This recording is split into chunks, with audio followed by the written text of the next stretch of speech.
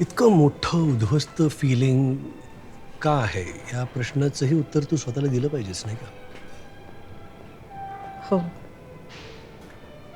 मी खूपदा आठवून बघते की दिवस इथे संपला आणि रात्र इथे सुरू झाली. हं.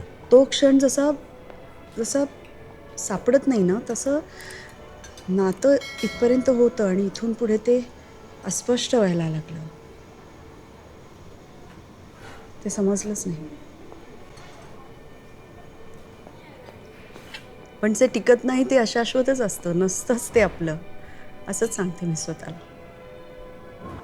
तुटत तुटत आलेला धागा एका क्षणी कापून टाकला. त्याला हवं होतं म्हणून. I give up.